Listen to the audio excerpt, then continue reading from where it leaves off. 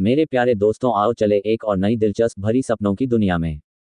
आप लोगों को लगेगा आप भी उस दुनिया की सैर कर रहे हैं। अभी आप कहानी पे डूब जाएं उससे पहले चैनल को सब्सक्राइब कर दे। अगर आपको कहानी पसंद आए तो वीडियो को लाइक करें और प्यारा सा कमेंट करना न भूलें। धन्यवाद। नॉवल का नाम वेपन मास्टर है। अध्याय 231 से 240। इससे पहले कि प्रेत नेत्र अपनी आत्मा को बिखेरता, तांग हुआन अपने दिल की गहराइयों में दबी हुई आवाज में कहता रहा। चूंकि हथियार बनाते समय पशु आत्माओं का उपयोग आत्मा आसंजन के लिए किया जा सकता है, इसलिए स्वाभाविक रूप से मानव आत्माओं का भी उपयोग किया जा सकता है। जादुई आंख एक आत्मा शरीर थी, और जब वह जागृत होती थी तो वह अपनी आत्मा को एकत्रित करती और उसका पोषण करती थी। भविष्य में हथियार बनाते समय यह उसे हथियार की आत्मा के शरीर में एकीकृत कर देगा।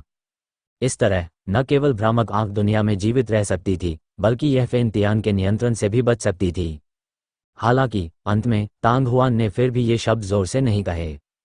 आत्मा आसंजन की विधि भ्रामक नेत्र के माध्यम से प्रकट की गई थी। यदि तांग हुआन इस विधि के बारे में सोच सकता है तो भ्रामक आंख इसके बारे में कैसे नहीं सोच सकती। उसने तांग हुआन को ये बात इसलिए नहीं बताई क्योंकि वह पहले से ही मृत्यु की इच्छा रखता था। अब उसे इस संसार से कोई लगाव नहीं था और वह केवल अपनी मायावी पहचान का उपयोग करके स्वयं को मुक्त करना चाहता था। तांग हुआन ने फिर भी उसके निर्णय का सम्मान करने का निर्णय लिया। मानव कुल में नंबर 1 तलवारबाज होने के नाते फैंटेसी आइस को हमेशा गर्व रहा था।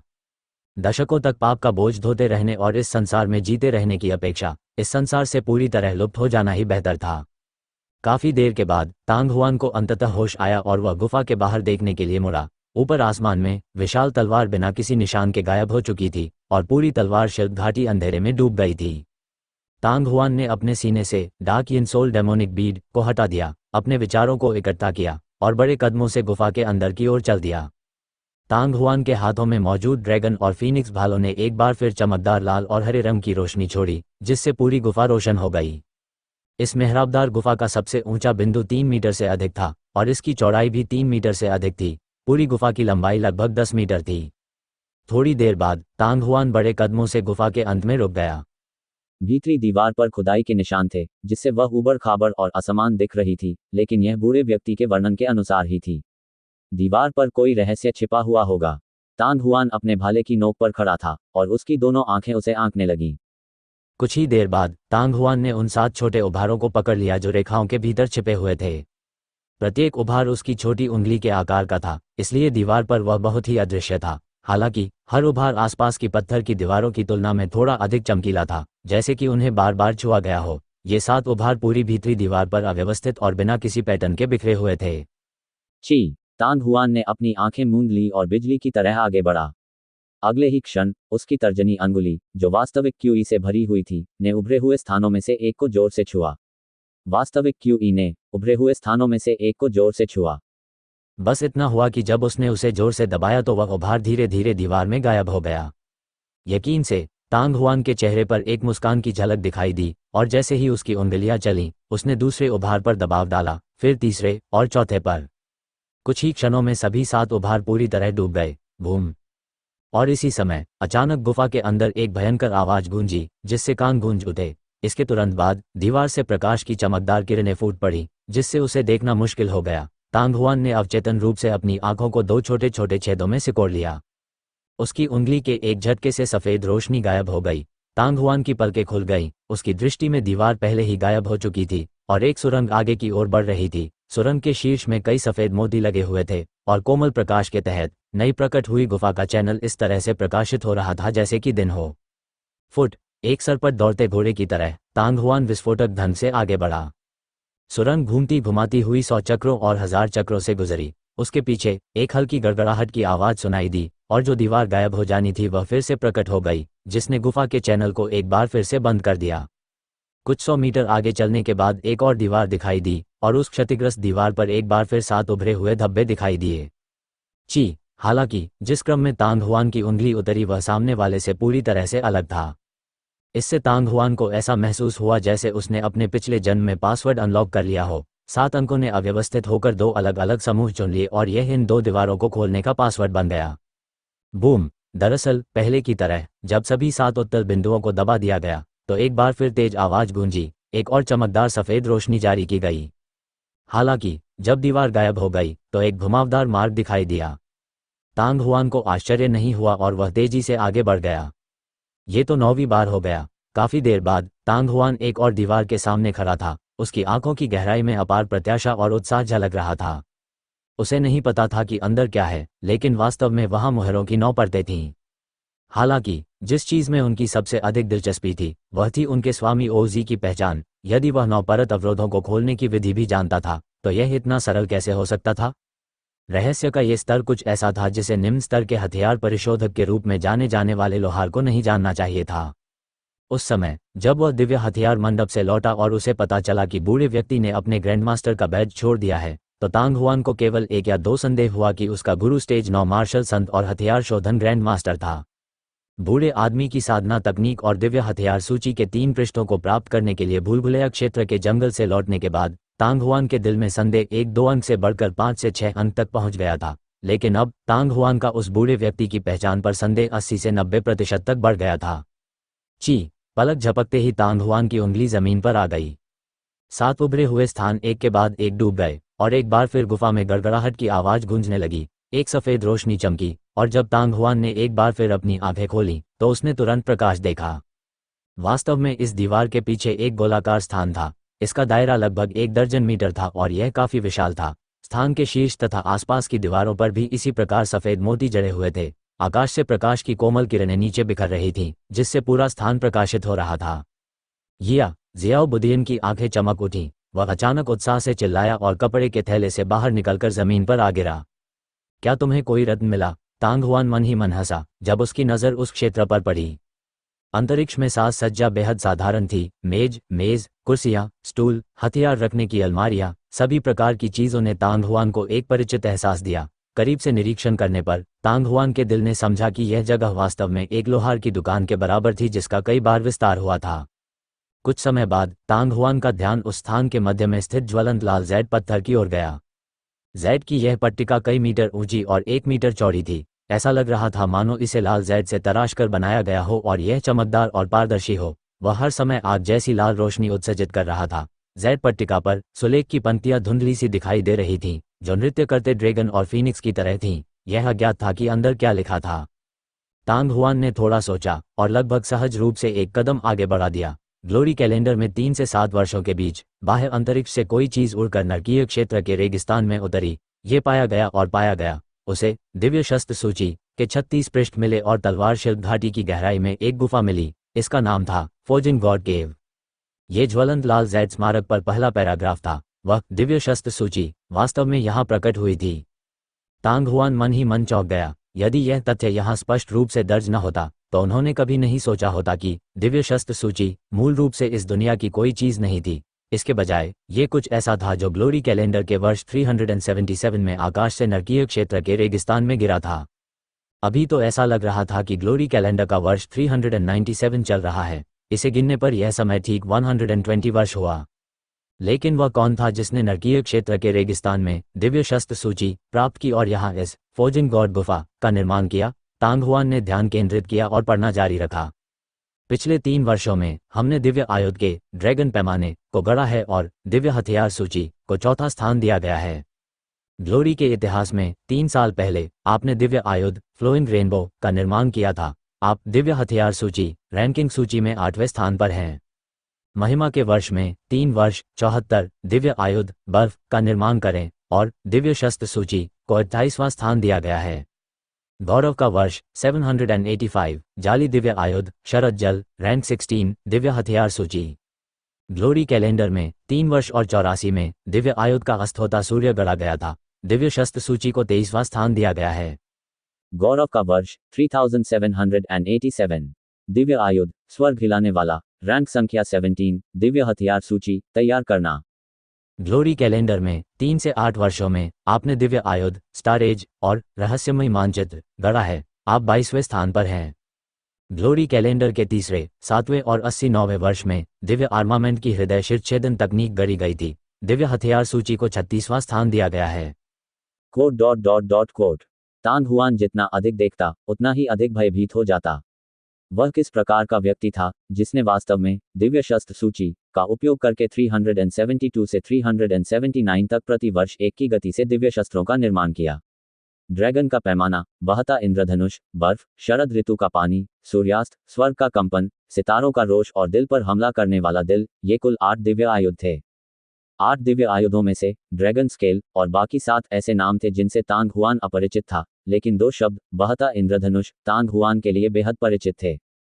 उन्होंने जो विकसित किया वह ज्वलंत इंद्रधनुष भाला कला थी, जिसे भाला संत ये चोंगशान ने 100 साल पहले बनाया था, और दिव्य आयुध का प्रवाहित इंद्रधनुष भी 100 साल से अधिक पहले प्रकट हुआ था। क्या दोनों के बीच कोई संबंध था? तांग हुआन के विचार तेजी से आगे बढ़े। थोड़ी देर बाद उसने एक गहरी सांस ली और नीचे की ओर देखना जारी रखा। गौरव का वर्ष 379, जाली दिव्य आयुध मोरपंख दिव्य हथियार सूची 7वें स्थान पर है। 3 शब्द मोरपंख को देखकर तांग हुआन का दिल अचानक हिल गया। वह दृश्य जब वह पहली बार भूल भुलैया क्षेत्र के जंगल में शान से मिला था, एक बार फिर उसके दिमाग में दिखाई दिया। हालांकि अब तांग हुआन जिस बारे में सोच रहा था वह उस समय का आकर्षक दृश्य नहीं था, बल्कि वह सुंदर लंबा धनुष था जिसे शान ने मोर के पंखों का उपयोग करके बनाया था। क्या ये मोर पंख हो सकता है? तांग हुआन ने कुछ देर सोचा। समय की गणना करने के बाद जब मोर पंख का निर्माण हुआ तो ये 100 साल से भी कम समय पहले हुआ था। पिछले दिव्य आयुध हृदय विदारण की तुलना में अंतर ठीक 10 वर्ष का था। उन 10 वर्षों में एक भी दैवी आयुध प्रकट नहीं हुआ, लेकिन किसी कारण से। उसके बाद तांग हुआन ने दिव्य आयुध बनाने में उस व्यक्ति का रिकॉर्ड नहीं देखा, उसने केवल उसका नाम देखा। पहाड़ और नदियां, इस दुनिया में अगर कोई मूर्ख भी हो तो भी वह इस नाम को जानता ही होगा। तांग हुआन को जब युवक तांग हुआन की यादें प्राप्त हुई तो उसने भी उसके कानों में इस नाम के बारे में गरज के समान सुना था। सबसे पहले उन्होंने ग्लोरी महाद्वीप को एकीकृत किया और फिर दानव कबीले और तियान कबीले को निर्वासित कर दिया।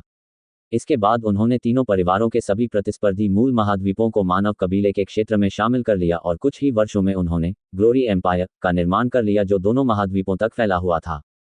सभी के दिलों में शान न केवल ग्लोरी साम्राज्य का संस्थापक सम्राट था, बल्कि मानव कबीले का नायक भी था। यदि वह न होता तो न केवल मूल महाद्वीप अभी भी दयनीय स्थिति में होता, बल्कि गौरव महाद्वीप भी अंतहीन संघर्ष में होता और उन्हें हर समय दानव कबीले और यहाँ तक कि तियान कबीले के आक्रमण का सामना करना पड़ता। तीनों कुलों में से 100 साल पहले मानव कुल सबसे कमजोर था, यहाँ तक कि स्वर्गीय फोजिंग शहर, जो कि ग्लोरी साम्राज्य की राजधानी नहीं था, पर भी दानव कबीले ने कई बार आक्रमण करके कब्जा कर लिया था। ग्लोरी साम्राज्य के निर्माण के बाद से मानव कबीला अधिक से अधिक शक्तिशाली बन गया था। कम से कम वर्तमान मानव कबीला तियान कबीले और दानव कबीले की तुलना में जरा भी कमतर नहीं था, यहाँ तक कि उन वर्षों में भी जब मूल महाद्वीप पर दानव कबीले द्वारा बेरहमी से हमला किया गया था और नरसंहार किया गया था, गौरव महाद्वीप पर कभी भी हमला नहीं किया गया था।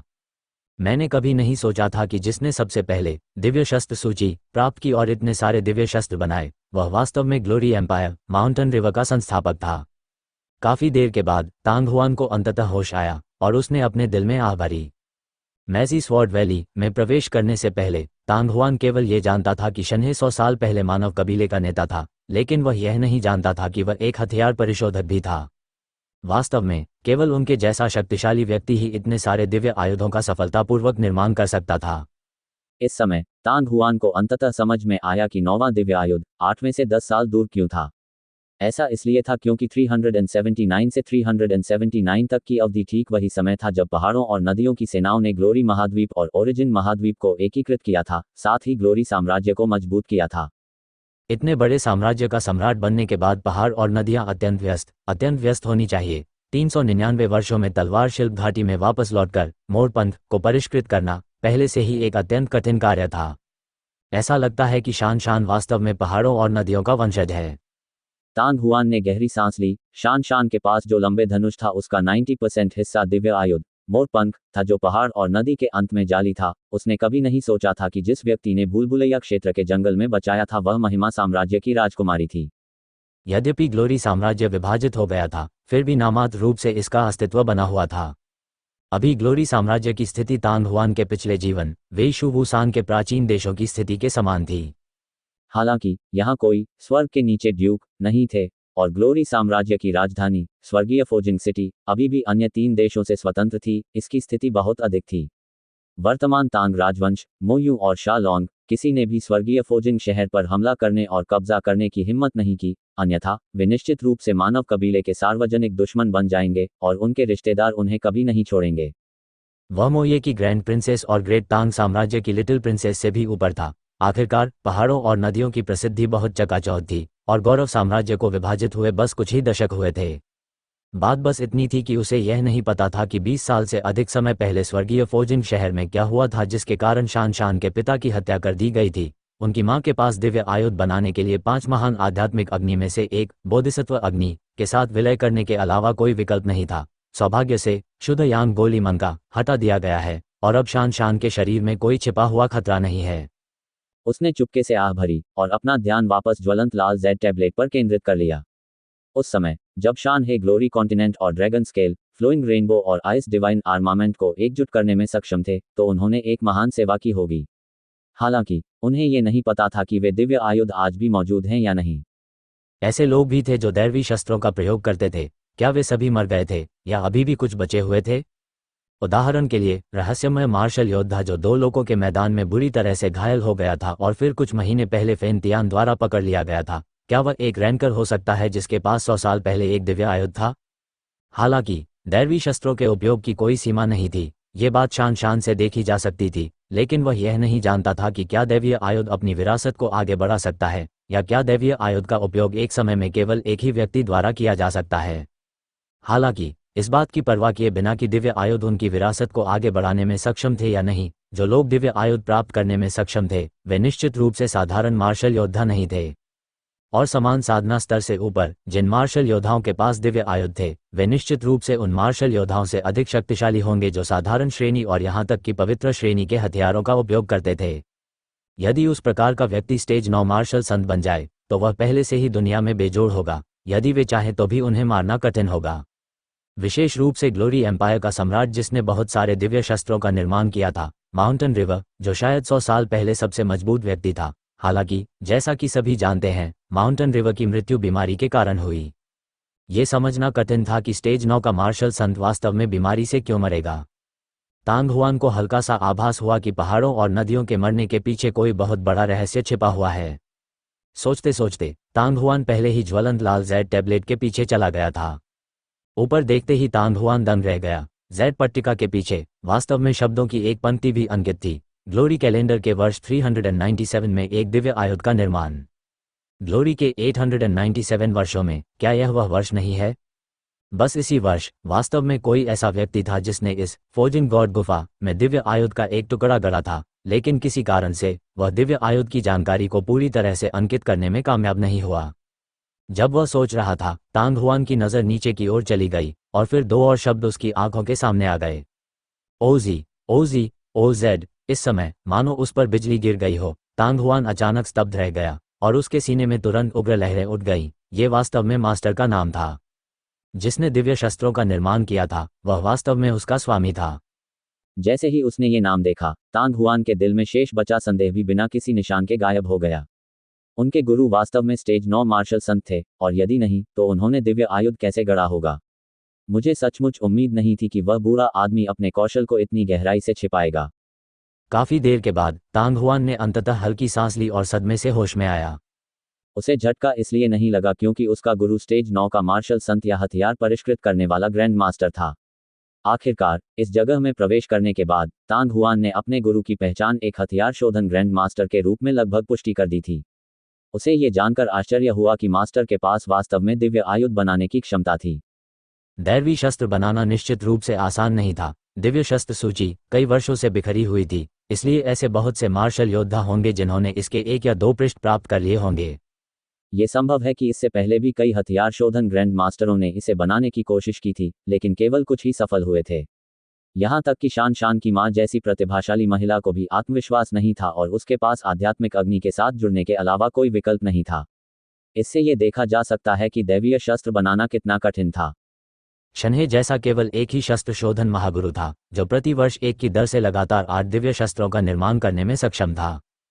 हालांकि मास्टर ने वास्तव में वह कर दिखाया जो कई हथियार शोधन ग्रैंड मास्टर नहीं कर सके।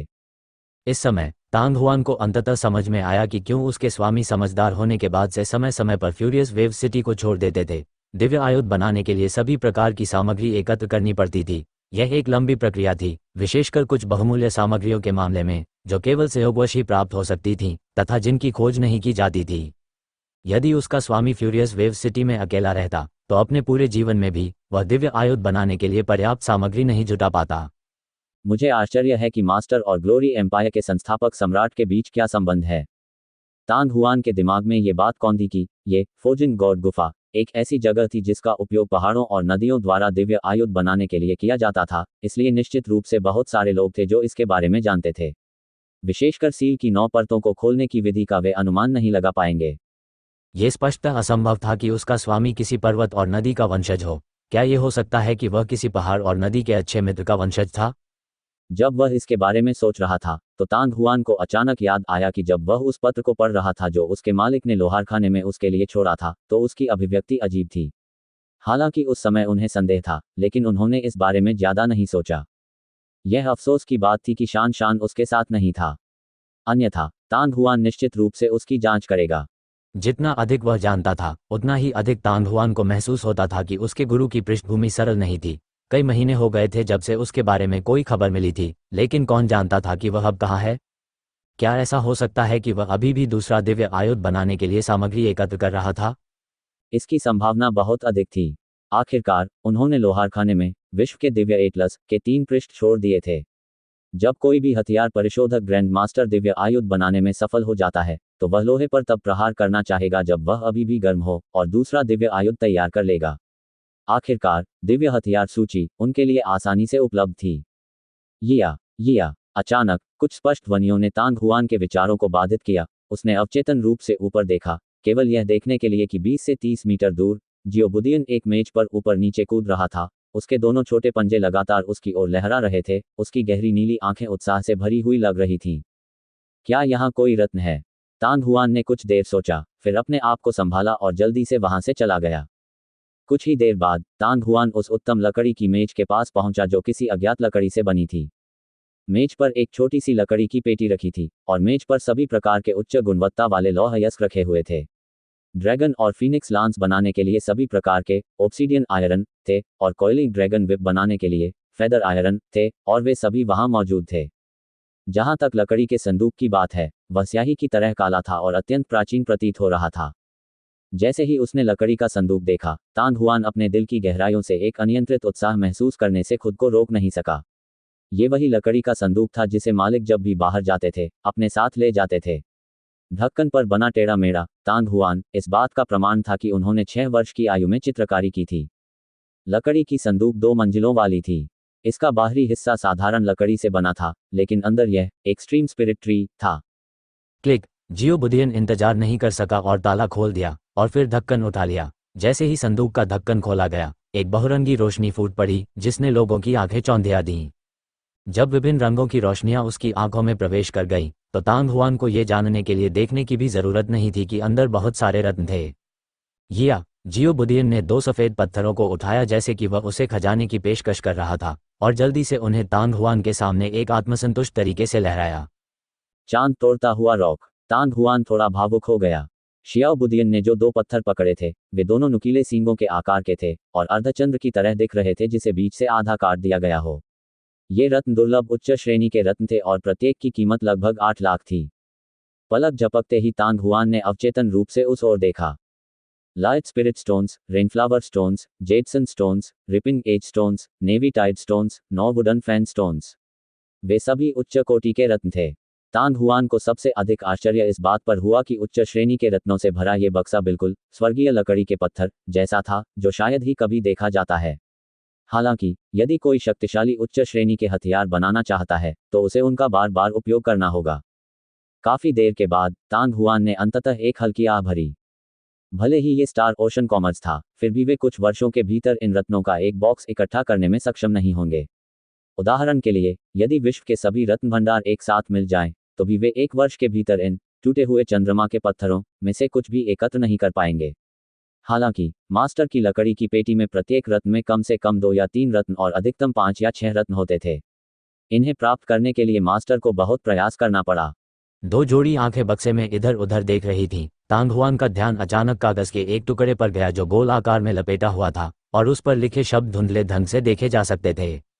मास्टर जी का पत्र। ये देखकर तांग हुआन का दिल द्रवित हो गया। उसने तुरंत अपना हाथ बिजली की तरह बढ़ाया और उसे खोलकर देखा और उसमें परिचित लिखावट देखी। शिष्य, यहाँ आने के लिए आपको पहले से ही स्टेज 7 मार्शल मास्टर बनना होगा और आपको पहले से ही उच्च स्तर का हथियार परिशोधक होना होगा। मास्टर द्वारा लिखा गया पहला वाक्य देखकर तांग हुआन असहाय होकर मुस्कुराया। यदि सब कुछ सामान्य था तो मास्टर ने जो कहा वह गलत नहीं था। जब उसने गुफा का पहला दरवाजा खोला तो तांग हुआन को पहले ही इसका आभास हो गया था। यदि चरण 7 के मार्शल मास्टर की वास्तविक क्यूई की ताकत और उच्च स्तर के हथियार परिशोधक की सच्ची आग की ताकत न होती तो दरवाजे पर लगे 7 धक्कों को दबाना असंभव होता। संभवतः इसी कारण से मास्टर जी ने ये शब्द लिखे थे। हालांकि तांग हुआन, जिसके पास 9 यांग दिव्य भट्टी थी और जो निर्वाण पवित्र अग्नि के साथ जुड़ गई थी, एक विचित्र व्यक्ति था। वह कुछ समय पहले ही स्टेज 6 मार्शल मास्टर तक आगे बढ़ा था और उसकी असली क्यूई की ताकत पहले से ही स्टेज 7 मार्शल मास्टर की तुलना में थोड़ी सी भी कम नहीं थी।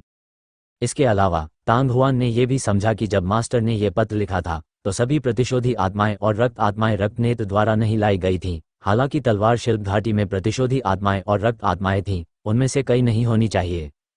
लेकिन फिर भी स्टेज 6 मार्शल मास्टर से निपटना कठिन था। यदि यह स्टेज 7 मार्शल मास्टर होता तो तलवार शिल्प घाटी की गहराई में प्रवेश करना ज्यादा समस्या नहीं होती। आखिरकार केवल 1 या 2 रक्त आत्माओं और कुछ दर्जन साधारण प्रतिशोधी आत्माओं के साथ स्टेज 7 मार्शल मास्टर उन्हें हराने में सक्षम होगा। हालांकि कुछ ही महीनों की छोटी सी अवधि में तलवार शिल्प घाटी की स्थिति काफी बदल गई थी। कुछ ही महीनों में तलवार शिल्प घाटी की स्थिति काफी बदल गई थी।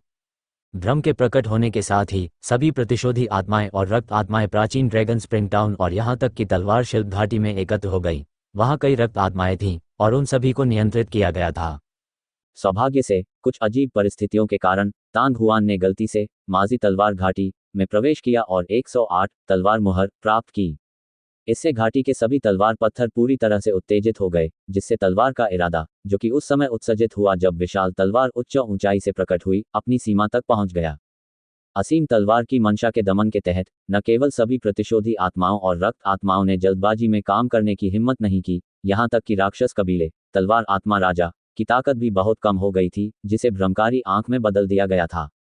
अन्यथा यदि तांग हुआन, जो अभी भी सिर्फ स्टेज 6 मार्शल मास्टर था, तलवार शिल्प घाटी की गहराई में प्रवेश करना चाहता था तो यह अज्ञात होगा कि उसे कितना प्रयास करना होगा। अगर वह प्रवेश भी कर गया तो भी वह हुआनमों को हराने में सक्षम नहीं हो सकेगा। बेशक तांग हुआन को जिस चीज के लिए सबसे अधिक आभारी होना चाहिए वह है डुगुयान। यदि उसकी भ्रमात्मक आंख पर गंभीर चोट न लगी होती तो तांग हुआन उसमें कुछ भी नहीं कर पाता, भले ही वह तलवार की मंशा से दबा हुआ होता। तलवार की घटना के गायब होने से पहले मायावी आंख को हराना और कुछ समय के लिए अपनी स्थिति को पुनः बहाल करना उसके लिए और भी अधिक असंभव था। इस बार मैं वास्तव में भाग्यशाली था कि मुझे फोजिंग गॉड गुफा में प्रवेश करने का मौका मिला। तांग हुआन ने अपने दिल में आह भरी, फिर पढ़ना जारी रखा। ये स्थान फोजिंग गॉड गुफा है जिसे महामहिम ने उस समय स्थापित किया था, और यह वह स्थान भी है जहां महामहिम ने दिव्य आयुध का निर्माण किया था। प्रतिबंधों के 9 स्तरों को सील कर दिया गया है ताकि जब दिव्य आयुध जारी किया जाए तो क्यूई का कोई रिसाव न हो। दिव्य आयुध निर्माण की कठिनाई को शब्दों में वर्णित नहीं किया जा सकता। मास्टर जी ने इतने सालों तक कड़ी मेहनत की है, मुझे केवल एक ही मिला है। जब मैंने लोहारी में ग्रैंड मास्टर का पदक, युद्ध कौशल मैनुअल और दिव्य हथियार सूची के अवशेष देखना चाहा तो मेरे दिल में संदेह था। शिष्य को गुरु की उत्पत्ति के बारे में कोई और अनुमान लगाने की आवश्यकता नहीं है। जब समय आएगा तो शिष्य को स्वाभाविक रूप से पता चल जाएगा। यदि मैं, आपका शिष्य, वास्तव में दिव्य शस्त्र बनाना चाहता हूं, तो कृपया अधीर न हो और अपनी मार्शल शक्ति को बढ़ाने के लिए कड़ी मेहनत करें ताकि आप साधन विधि सिद्धियों के सही मार्ग पर चल सकें। कोट: जब मैं इस स्थान को छोड़कर महिमा महाद्वीप पर वापस आऊंगा तो ये शिष्य स्वर्गीय फोजिंग सिटी की यात्रा करेगा। दिव्य शस्त्र मंडप में एक स्वर्गीय आत्मा गुप्त क्षेत्र है। ये शिष्य इसके अंदर साधना करने का रास्ता खोज सकता है। यह मेरे लिए बहुत लाभदायक होगा। जहां तक फ्यूरियस बिलोज कैसल का सवाल है, यदि आप मार्शल लॉर्ड नहीं हैं तो आपके शिष्य को वहां जाने की अनुमति नहीं है। याद करना, मैंने यहाँ जो उच्च श्रेणी के रत्न छोड़े हैं वे सभी वर्षों में एकत्रित किए गए हैं। मैं उन्हें अभ्यास के लिए अपने साथ ले जा सकता हूँ। बॉक्स में मिस्टिक आई नाम की एक और किताब है जिसे तलवार राजा ने पीछे छोड़ दिया था। मुझे ये कुछ साल पहले मैजी स्वॉर्ड वैली में मिला था। यह अत्यंत रहस्यमयी, अप्रत्याशित है और इसकी शक्ति उस ज्वलंत इंद्रधनुष भाला कला से कम नहीं है जिसे मैं पीछे छोड़ आया था। मैं स्वयं इसका अध्ययन कर सकता हूँ। सुमेरु जादुई अंगूठी मास्टर को तब मिली जब उसने तियान कबीले के कानून विश्वकोश को मार डाला। यह अत्यंत दुर्लभ है। कोट: भविष्य में यदि शिष्य 8वें चरण के मार्शल लॉर्ड तक आगे बढ़ता है और एक हथियार शोधन मास्टर बन जाता है तो मैं तलवार शिल्प घाटी में वापस आ सकता हूं और मैजी तलवार घाटी की पंक्ति में शामिल हो सकता हूं। तलवार सील प्राप्त करने और आत्मा को मजबूत करने के बाद आप स्थानिक अंगूठी के साथ संवाद कर सकते हैं और वस्तुओं को उसके भीतर संग्रहित कर सकते हैं, जिससे आपकी यात्रा आसान हो जाएगी। कोट: साधना का मार्ग कठिन और खतरनाक है। आपका शिष्य अपने कौशल को महत्व देता है, यह मत सोचिए कि आपका गुरु सर्वश्रेष्ठ है। मास्टर ओजी, रुकें। इसे एक बार पढ़ने के बाद तांग हुआन की भावनाएं उत्तेजित हो गईं और उसे शांत होने में काफी समय लगा। काफी देर के बाद तांग हुआन को जियो बुदियन की ये या की चीखों से जगाया गया। वह मेज पर बैठा हुआ था और उसका मुंह इस तरह भरा हुआ था मानो उसमें कुछ रत्न भरे हों। ये पतली किताब पात्रों और नृत्य करती तलवारों की छायाओं से भरी हुई थी। जब यह अपने चरमोत्कर्ष पर पहुंचा तो जियाउबुद्दीन अभी भी कूदने में सक्षम था और उसने अनाड़ीपन से पतली किताब की ओर इशारा किया, लेकिन वह अभी भी स्थिर रूप से खड़ा होने में असमर्थ था और मेज पर गिर गया। जियाउबुद्दीन की तुरंत रुचि खत्म हो गई। उसने गुस्से में पुस्तिका को एक तरफ खींच लिया, फिर लकड़ी की पेटी में कूद गया। उसका सिर कीमती पत्थरों के ढेर में गड़ा हुआ था, उसकी छोटी पूंछ ऊंची उठी हुई थी और उसका मांसल नितंब ऊपर की ओर झुका हुआ था, जो समय समय पर हिल रहा था। उसके भोले और मासूम रूप को देखकर तांग हुआन अपनी हंसी रोक नहीं सका। पतली सी किताब उठाकर देखा तो कवर पर सचमुच 4 बड़े शब्द थे। पूर्ण सम्राट अभयारण्य 9 स्वर्ग तलवार तकनीक। ये तलवार मैनुअल था जिसे वर्तमान इल्यूजन ने मैजी तलवार घाटी में फेंक दिया था। माजी तलवार घाटी में तांग हुआन ने भी तलवार मैनुअल की छाया नहीं देखी। उसने सोचा कि तलवार की पुस्तिका गायब हो गई है, लेकिन अप्रत्याशित रूप से वह पहले ही उसके स्वामी को मिल चुकी थी तथा उसने उसे उसके लिए लकड़ी के बक्से में छोड़ दिया था। यदि उन्हें परलोक के बारे में पता होता तो वर्तमान पीढ़ी शांति से आराम कर पाती। यद्यपि ये केवल 6 सरल शब्द थे, लेकिन प्रत्येक वार में एक मजबूत तलवार की मंशा प्रतीत हो रही थी, जैसे कि उन्हें एक तेज तलवार से खींचा गया हो, जिसके कारण तांग हुआन को तुरंत अपनी आत्मा की गहराई के साथ एक प्रतिध्वनि महसूस हुई। लगभग ऐसे जैसे कि यह एक सशर्त प्रतिव्रत था। तांग हुआन ने ड्रैगन और फीनिक्स लांस को मेज पर रख दिया और फिर उसे उल्टना शुरू कर दिया। तांग हुआन की आंखों में तलवार पर नृत्य करते लोगों की आकृतियां जीवंत हो उठी, जैसे वे उसके दिमाग में बार बार आ रही थीं। एक ट्रांस में तांग हुआन उस क्षण में लौट गया था जब उसने फोजिंग गॉड गुफा प्रवेश द्वार में प्रवेश किया था और दानव कबीले के तलवार आत्मा राजा के खिलाफ लड़ाई लड़ी थी। प्रेत नेत्र टिमटिमाया, उसके हाथ में तलवार की आभा की लहरें जारी हुई, असंख्य रूपों में बदल गईं, रहस्यमय और अथाह उसकी आकृति धीरे धीरे तांग हुआन के दिमाग में नृत्य करती तलवार की छवि के साथ विलीन हो गई। ऐसा लग रहा था जैसे मानव कबीले के पिछले नंबर 1 तलवार मास्टर व्यक्तिगत रूप से 9 स्वर्ग तलवार तकनीक का प्रदर्शन कर रहे थे, जिससे तांग हुआन को बेहद गहरा एहसास हुआ। अनजाने में तांग हुआन पहले ही अंतिम पृष्ठ पर पहुंच चुका था। छी! अचानक तांग हुआन का शरीर हिला, उसकी दाहिनी तर्जनी और मध्यमा उंगली एक साथ हिली और इतनी तेजी से कि नंगी आंखें भी उसे पकड़ नहीं सकी। उसने आगे की ओर वार किया। अगले ही क्षण उसकी उंगलियों के सिरे से एक मजबूत तलवार की आवाज महसूस की जा सकती थी, जो पूरे स्थान में तेजी से फैल रही थी। इस समय तांग हुआन पर ऐसा लग रहा था जैसे कोई भूत सवार हो गया हो, क्योंकि उसकी समानांतर उंगलियां तलवार की तरह थीं, जो एक ही चाल में 9 स्वर्गों की तलवार तकनीक का रहस्य प्रकट कर रही थीं। उसकी चालें और भी तेज होती जा रही थीं। थोड़ी देर बाद तांग हुआन प्रकाश की एक काली धारा में बदल गया और तेजी से तैरकर दूर चला गया, जिससे लगातार ची ची की आवाजें आने लगीं। हाँ, लकड़ी के संदूक के अंदर जियोबुदियन घबरा गया। उसने देखने के लिए अपना सिर उठाया और उसकी गहरी नीली आंखें संदेह से भर गईं।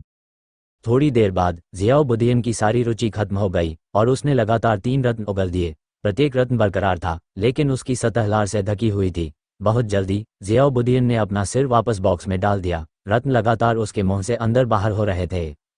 यह अभी भी उच्च गुणवत्ता वाले रत्नों को चबा नहीं सकता था, इसलिए यह उन्हें केवल कुछ बार ही चूस सकता था। स्विश! एक हल्की सीटी की आवाज धागे की तरह सुनाई दी, क्योंकि तलवार की मंशा जो मजबूत होती जा रही थी, तांग हुआन के शरीर के चारों ओर लहरों की तरह उमड़ रही थी। तलवार की नीयत राजसी, भव्य और विशाल थी। यद्यपि ये शांत और शांतिपूर्ण था, यह अजेय था, जैसे कि एक सम्राट दुनिया को देख रहा हो। लेकिन तांग हुआन द्वारा इस्तेमाल किए जाने वाले तलवार कौशल लगातार बदल रहे थे, अजीब और अजीब होते जा रहे थे, जिससे लोग चकाचौंध हो रहे थे। हालांकि जब वे दोनों एक साथ दिखे तो वे बेमिल नहीं लगे, बल्कि एकदम परफेक्ट लगे। तांग हुआन का शरीर एक तैरते हुए ड्रैगन की तरह था, मानो वह 9 स्वर्गों से ऊपर उड़ रहा हो। अनजाने में उसकी भौहों के बीच तलवार की मुहर अंधेरी रात में एक तारे की तरह थी, जो तीव्र गति से प्रकाश के साथ टिमटिमा रही थी। हालांकि यद्यपि तलवार की मुहर टिमटिमा रही थी, विस्फोट से निकलने वाली सफेद चमक धीरे धीरे मंद हो गई। पूर्ण सम्राट अभयारण्य तलवार तकनीक, जिसका तांग हुआन अभ्यास कर रहा था, एक उत्प्रेरक बन गया था, जिससे आरोपित तलवार मुहर को बहुत तेज गति से आत्मा के साथ विलय करने की अनुमति मिली। हाँ, अज्ञात समय के बाद अचानक इस क्षेत्र में भयंकर गर्जना हुई। तांग हुआन की आकृति जो तेज गति से आगे बढ़ रही थी, अचानक बेहद शांत हो गई, और जो प्रतिरूप खींचे जा रहे थे वे हवा में गायब हो गए। थोड़ी देर के बाद तांग हुआन का थोड़ा धुंधला चेहरा एक बार फिर स्पष्ट हो गया था, और उसकी भौहों के बीच में लगातार टिमटिमाती सफेद रोशनी की गेंद चुपचाप गायब हो गई थी। ये स्पष्ट था कि 108 तलवार मुहर तांग हुआन की आत्मा में पूरी तरह से विलीन हो गई थी। तलवार तकनीक के अभ्यास के बाद तांग हुआन को आराम और सुकून महसूस हुआ, मानो उसने अमृत की एक पूरी बोतल पी ली हो। पिछले कुछ महीनों में तांग हुआन ने कुल 3 युद्ध कौशल सीखे थे। वे थे ज्वलंत इंद्रधनुष भाला कला, जलती हुई समुद्री स्लैश और पूर्ण सम्राट अभयारण्य तलवार तकनीक। हालांकि वे अभी अभी मिले थे, लेकिन जब तांग हुआन ने अभी अभ्यास किया तो उसे बेहद परिचित महसूस हुआ, अपरिचितता का एक भी अंश नहीं। तलवार की हर चाल अनियंत्रित थी, मानो उसने अनगिनत बार इसका अभ्यास किया हो। यदि कोई बाहरी व्यक्ति ये देखता तो वह निश्चित रूप से विश्वास नहीं करता कि तांग हुआन सिर्फ एक नौसिखिया था, जिसने अभी अभी 9 स्वर्ग तलवार तकनीक प्राप्त की थी। वह केवल यही सोचता था कि तांग हुआन एक दुर्जेय तलवारबाज था, जिसने कई वर्षों तक इस प्रकार की तलवार कला में खुद को डुबो रखा था और उसके पास आश्चर्यजनक तलवार कला थी। बेशक तांग हुआन ने थोड़ा अनुमान लगाया कि यह उसकी भौहों के बीच तलवार की मुहर की परत के कारण था। पूर्ण सम्राट अभयारण्य तलवार तकनीक का अभ्यास किया और तलवार मुहर और आत्मा के सम्मिलन में तेजी लाई। अधिक से अधिक तलवार की मुहर आत्मा में घुल मिल गई, जिससे तांग हुआन को तलवार के तरीके को और भी अच्छी तरह से समझने में मदद मिली। उस रहस्यमयी एहसास ने तांग हुआन को अंतहीन रूप से आनंदित कर दिया, और उसके हाथों में भी खुजली होने लगी। यह अफसोस की बात थी कि इस समय उसके हाथ में तलवार नहीं थी, अन्यथा उसे अपने हथियार का उपयोग करके 9 स्वर्ग तलवार तकनीक का अभ्यास करना होगा। एक हथियार परिशोधक के लिए जितने अधिक प्रकार के युद्ध कौशल उनके पास होंगे, उनके लिए उतना ही बेहतर होगा। एक भाले को उदाहरण के रूप में लेते हुए, हथियार परिशोधक जिसने कभी भाले के तरीके से साधना नहीं की हो, फिर भी इसे बनाने में सक्षम होगा, लेकिन अगर इसे एक हथियार परिशोधक द्वारा बनाया गया हो जो भाला तकनीक में कुशल हो, तो गढ़े गए भाले की गुणवत्ता निश्चित रूप से उस हथियार परिशोधक की तुलना में अधिक होगी जिसने कभी भाले के तरीके से अभ्यास नहीं किया हो। चूंकि उसने भाला कला का अभ्यास किया था, इसलिए वह भाले की विशेषताओं को बेहतर ढंग से समझ सकता था। भाला बनाते समय वह उसका बेहतर प्रदर्शन भी कर सकता था। लंबा भाला वही था, तलवार और कृपाण भी वही थे। अपने पिछले जीवन में तांग हुआन एक महान बुजुर्ग की तरह था, जिसे तलवार बनाने की घाटी में दफना दिया गया था, और वह केवल तलवारें बनाने पर ध्यान केंद्रित करता था। हालांकि जब से वह इस दुनिया में आया था, तांग हुआन ने अपना मन बदल लिया था। वह न केवल तलवारें बनाना चाहता था, बल्कि वह भाले, ब्लेड, फरसा, हथौड़े, कुल्हाड़ी, धनुष और अन्य प्रकार के हथियार भी बनाना चाहता था। चूंकि मेरे पास 9 स्वर्ग तलवार तकनीक है, इसलिए मुझे न केवल अगली बार एक लंबी तलवार बनानी चाहिए, बल्कि मुझे एक उपयुक्त लंबी तलवार बनाने की भी कोशिश करनी चाहिए। तांग हुआन ने हंसते हुए कहा, हालांकि इस 9 स्वर्ग तलवार कला में केवल 72 रूप हैं, प्रत्येक रूप में 72 अलग अलग रूप होते हैं। इससे कुल परिवर्तनों की संख्या 5184 हो गई है। ऐसी रहस्यमय तलवार तकनीक स्वाभाविक रूप से एक अच्छी तलवार की आवश्यकता होती है। जियोबुडियन, आपने जो कहा वह सही था। कोट। हाँ, जैसे कि उसने तांग हुआन की आवाज सुनी हो, जियोबुदियन, जो अभी अभी लकड़ी के बक्से से बाहर निकला था, उसने कुछ बार पलकें झपकाईं। इसके बाद उसने गर्व से तांग हुआन की ओर अपना पंजा बढ़ाया, और अपनी एक मांसल उंगली में उसने आश्चर्यजनक रूप से एक क्रिस्टल साफ हरे रंग की अंगूठी पहन ली। सुमेरु जादुई अंगूठी। तांग हुआन का दिल तेजी से धड़क उठा। उसने लकड़ी के बक्से के अंदर देखा, और सच में अंदर केवल रत्न थे, किसी भंडारण अंगूठी का कोई संकेत नहीं था। इसके तुरंत बाद तांग हुआन की नज़र जियोबुदियन के शरीर पर लौट आई, और उसने अपना मुंह थोड़ा सा खोलते हुए मुस्कुराया। लेकिन इससे पहले कि वह कुछ कह पाता, जियोबुदियन ने 2 कदम पीछे छलांग लगा दी, और उसके हाथ का पंजा भी सतर्कता दिखाते हुए जल्दी से उसकी पीठ के पीछे छिप गया। एक फीनिक्स पत्थर। तांग हुआन इतना क्रोधित हुआ कि उसने असहाय होकर अपनी उंगली उठा दी। ये सुनकर जियोबुदियन भावुक हो गया। उसके छोटे पंजे तेजी से उसकी तरफ बढ़े, और फिर उसने पन्ना की अंगूठी उतार ली। लेकिन जैसे ही वह इसे तांग हुआन को सौंपने वाला था, जियाओबुदियन को कुछ याद आया। उसकी गहरी नीली आंखें घूम गईं, और फिर उसने 2 उंगलियां ऊपर उठा दीं।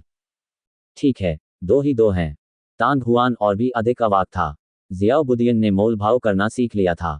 2 फीनिक्स पत्थरों को अंततः सुमेरु जादुई अंगूठी के लिए बदल दिया गया। पत्र में बूढ़े व्यक्ति ने कहा कि जब वह 8वें चरण का सदस्य बन गया और तलवार सील प्राप्त करने के लिए मैजी तलवार घाटी में गया तो उसका लक्ष्य स्वाभाविक रूप से अभी भी उसकी सुरक्षा के लिए होगा। ये सच था कि उच्च रैंकिंग वाले हथियार परिशोधक मैजी स्वॉर्ड वैली से सफलतापूर्वक बाहर निकलने में सक्षम थे, लेकिन हर उच्च रैंकिंग वाला हथियार परिशोधक ऐसा करने में सक्षम नहीं था। सापेक्ष रूप से कहें तो ऐसा इसलिए था क्योंकि हथियार शोधन मास्टर बनने के बाद मैजी तलवार घाटी में प्रवेश करने के बाद सफलतापूर्वक बाहर आने की अधिक संभावना थी।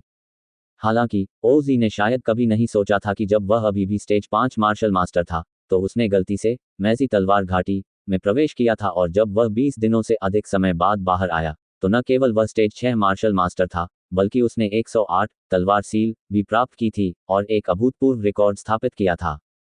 तलवार मुहर प्राप्त करने और आत्मा को मजबूत करने के बाद आप स्थानिक अंगूठी के साथ संवाद करने में सक्षम होंगे। वर्तमान में 108 स्वॉर्ड सील पूरी तरह से आत्मा में विलीन हो चुके हैं, इसलिए इसे आजमाने का ये सही समय है।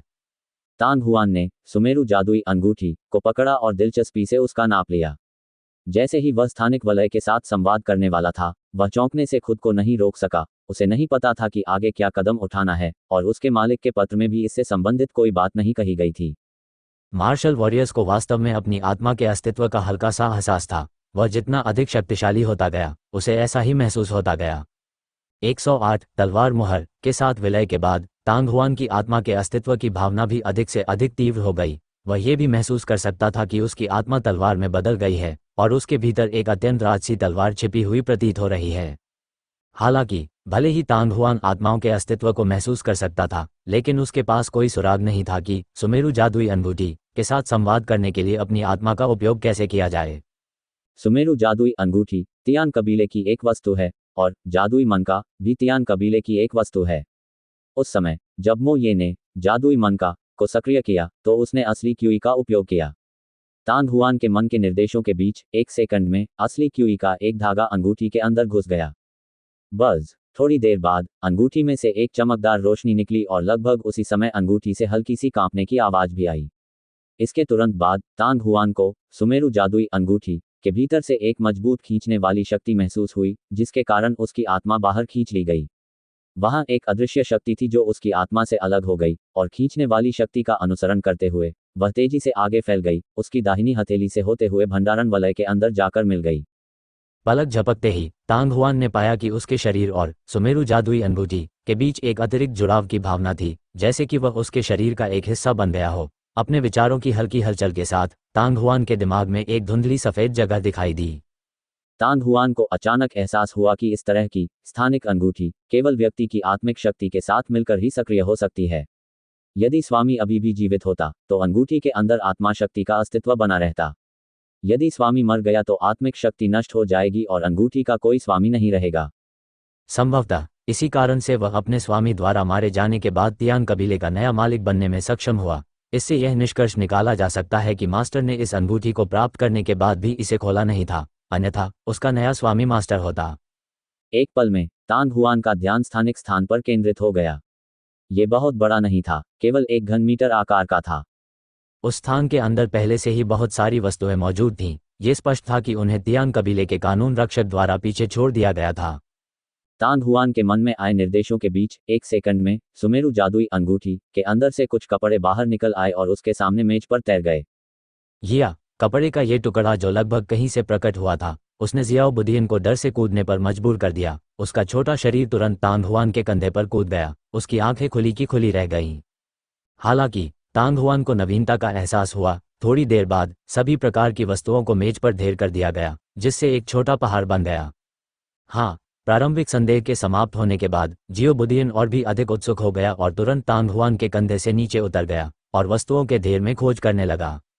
ये वास्तव में एक अच्छी वस्तु है। हालांकि तांग हुआन ने अपनी हथेली में सुमेरु जादुई अंगूठी को रगड़ा और अंदर ही अंदर आहें भरी। वह बूढ़ा आदमी इतना शक्तिशाली है कि वह एक तियान कबीले के कानून संत को भी मार सकता है। इस दुनिया में तियान कबीले के धर्म ऋषि मार्शल संत के बराबर रैंकर थे।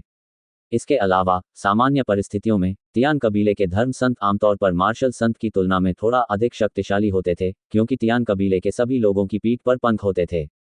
वे हवा में स्वतंत्रतापूर्वक उड़ने में सक्षम थे, इसलिए भले ही वे मानव कबीले के लिए उपयुक्त न हों, फिर भी वे अपेक्षाकृत आसानी से बच निकल सकते थे। हालांकि उसके जैसे धर्म संत को उस बूढ़े व्यक्ति द्वारा मार दिया जाना यह दर्शाता है कि वह कितना शक्तिशाली था। तांग हुआन को यह महसूस हुआ कि बूढ़े आदमी द्वारा मारे गए तियान कबीले के जादूगर ऋषि की पृष्ठभूमि साधारण नहीं होगी। बूढ़े व्यक्ति ने अपने पत्र में जो कहा था उसके अनुसार वह अनुमान लगा सकता था कि तियान कबीले में भी सुमेरु जादुई अनुभूति जैसी रहस्यमय चीजें शायद दुर्लभ थीं। सौभाग्य से इस सुमेरु जादुई अनुभूति का आकार सरल था और यह केवल गोलाकार थी। सतह पर देखने पर तो ये कुछ खास नहीं लग रहा था। विचार करते समय तांग हुआन ने पहले ही अपनी बाईं छोटी उंगली पर सुमेरु अंगूठी पहन ली थी। ऐसा नहीं था कि वह इसे अपनी तर्जनी, मध्यमा या अनामिका उंगली में पहनना नहीं चाहते थे, लेकिन अंगूठी इतनी छोटी थी कि वह उन तीनों उंगलियों में फिट नहीं हो रही थी। केवल छोटी पूंछ ही इसका उपयोग कर सकती थी। हाँ, कुछ ही देर बाद दर्जनों रत्न जियाओ बुदियन के सामने प्रकट हुए। प्रत्येक रत्न लगभग बत्तख के अंडे के आकार का था। वे बर्फ और हिम की तरह सफेद और जैड की तरह चमक रहे थे। उनमें से एक नर्म सफेद चमक निकल रही थी। तांग हुआन की आंखें चमक उठीं। यह एक दानव मूल पत्थर होना चाहिए, और इन रत्नों की पैठ की डिग्री को देखते हुए यह बहुत संभावना थी कि वे पवित्र श्रेणी के दानव मूल पत्थर थे। यद्यपि यह दानव स्रोत पत्थर भी एक रत्न था, यह अन्य रत्नों के बहुमत से अलग था। हथियार बनाने के लिए इसका उपयोग करना कठिन था, लेकिन इसे तियान कबीले के लोगों द्वारा अवशोषित और उपयोग किया जा सकता था, जिससे ये तियान कबीले के लोगों की अद्वितीय मानसिक शक्ति बन गई। इसके अलावा यदि तियान कबीले के जादूगर जादू का उपयोग करना चाहते हैं तो उनके पास मानसिक शक्ति भी होनी चाहिए। और मूल महाद्वीप में निम्न स्तर के दानवसार पत्थर देखना अधिक आम था। हालांकि उन दानवसार पत्थरों में निहित ऊर्जा अशुद्ध थी। तियान कबीले के जादूगरों ने शायद ही कभी उनका उपयोग साधना के लिए किया था, और उनमें से अधिकांश का उपयोग विभिन्न परिवहन वाहनों के ऊपर रखी गई जादुई सरणियों को सक्रिय करने के लिए किया गया था। उदाहरण के लिए, फ्यूरियस वेव सिटी के घाट पर खड़े सभी जहाज राक्षसी सार पत्थरों से संचालित थे। हालांकि केवल पवित्र आत्मा महाद्वीप ही मध्यम श्रेणी और उससे ऊपर के राक्षस सार पत्थर खोजने में सक्षम होगा। उनमें से कोई भी सैकड़ों मिलियन या यहाँ तक कि करोड़ों स्वर्ण सिक्कों में बिक सकता था। यदि कई दर्जन दानवसार पत्थर यहाँ बेचे जाए तो निश्चित रूप से बहुत हंगामा मच जाएगा। फोजिन गॉड गुफा की यह यात्रा बहुत ही सार्थक है। तांग हुआन संतुष्टि से मुस्कुराए बिना न रह सका। सुमेरु जादुई अनुभूति से निकाली गई वस्तुओं के इस ढेर में सभी प्रकार की विविध वस्तुएं थीं। हालांकि सबसे मूल्यवान वे दर्जनों दानव मूल पत्थर थे जिन्हें जियो बुदियन ने चुना था। जहां तक अन्य लोगों का प्रश्न है, तांग हुआन का दिल द्रवित हो गया जब जियो बुदियन ने उसे छेड़ा तो उसके वस्त्र से एक गोल सफेद मनका निकल आया। यह क्या है? तांग हुआन का दिल द्रवित हो गया। मोती का आकार लगभग एक बच्चे की मुट्ठी के बराबर था। ये चिकना और दूधिया सफेद चमक वाला था। जिस क्षण तांग हुआन ने सफेद मनका देखा, उसे एक अत्यंत रहस्यमय आभा का एहसास हुआ। डेंटियन के अंदर नौरयांग दिव्य भट्टी वास्तव में आगे बढ़ने के लिए तैयार थी। यह तांग हुआन को आश्चर्य हुआ और उसने अवचेतन रूप से उसे पकड़ने के लिए हाथ बढ़ाया, लेकिन इससे पहले कि वह मोती को छूता, उसने जियाओ बुदियन की स्पष्ट चीख सुनी। उसकी चिंतित मुद्रा देखकर तांग हुआन ने इस पर ध्यान नहीं दिया। यह जियाओ बुदियन उच्च श्रेणी के रत्न भी नहीं खा सकता था। इस जादुई स्रोत पत्थर की तो बात ही छोड़िए, जिसके पवित्र श्रेणी में होने की अत्यधिक संभावना थी। चरमराहट, क्रेक। कुछ ही देर बाद चबाने की स्पष्ट आवाज आने लगी। जियाओ बुदियन का मुंह बहुत तेजी से हिल रहा था। उसकी आंखें पहले से ही दो छोटे छोटे छेदों में सिकुड़ गई थीं। ऐसा लग रहा था जैसे वह नशे में होने वाला था। तांग हुआन थोड़ा हैरान हुआ, इससे पहले कि उसे एहसास हुआ कि तियान कबीले के दानवसार पत्थरों और मानव कबीले के विभिन्न रत्नों के बीच का अंतर पूरी तरह से अलग था। यद्यपि निम्न, मध्यम, उच्च, स्वर्ग चरण या यहाँ तक कि संत रैंक थे, दानवसार पत्थरों और दानवसार पत्थरों के बीच रैंक में अंतर इस बात पर आधारित नहीं था कि गलाने की प्रक्रिया कितनी आसान थी, बल्कि यह रत्न के भीतर निहित शक्ति की शुद्धता की डिग्री पर आधारित था। शक्ति जितनी शुद्ध होगी, दानवसार पत्थर का ग्रेड उतना ही उच्च होगा। लेकिन उदाहरण के लिए, मानव कबीले में, जिन्हें गलाने की कठिनाई के आधार पर विभिन्न स्तरों में विभाजित किया गया था, ये दानवसार पत्थर अधिकतम मध्यम श्रेणी के रत्नों के बराबर थे।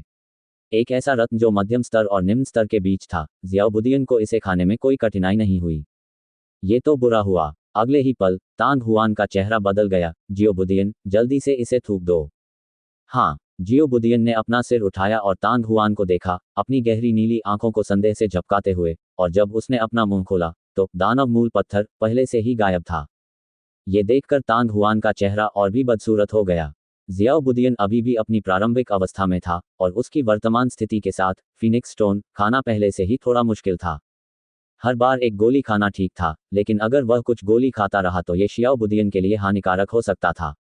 तांग हुआन हमेशा फिनिक्स स्टोन्स को खाने की अपनी गति को नियंत्रित करता रहा था। ठीक इसी कारण से कि जियो बुदियन ने पहले अपने स्थानिक अंगूठी के साथ 2 फिनिक्स स्टोन्स का आदान प्रदान किया था। तांग हुआन के लिए उन सभी को एक बार में खाना भी असंभव था। ये ठीक वैसा ही था जैसे 2 साल का बच्चा एक छोटी कटोरी चावल खा ले। यह उसके लिए बिल्कुल सही था। यदि वह एक बड़ा कटोरा खा लेता तो उसे अधिक भूख लग जाती। यदि वह 2 बड़े कटोरे खा लेता तो संभवतः थकावट के कारण उसकी मृत्यु हो जाती। वह लगभग 2 साल के बच्चे के बराबर उम्र का था और उसके खाने के लिए सबसे उपयुक्त एक सामान्य मध्य श्रेणी का रत्न था। फीनिक्स स्टोन को खाने में काफी लंबा समय लगेगा, और अब जब वह एक पवित्र श्रेणी वाला दानवसार स्टोन खा रहा था जो पहले से ही फीनिक्स स्टोन से अधिक था, तो वह इसे कैसे सहन कर सकता था। प्लॉप। जैसे ही यह विचार उसके मन में आया, ज़ियाओबुदियन को लगा जैसे वह नशे में है। उसका छोटा शरीर कुछ बार डगमगाया, फिर वह जमीन पर गिर पड़ी और हिलना बंद कर दिया।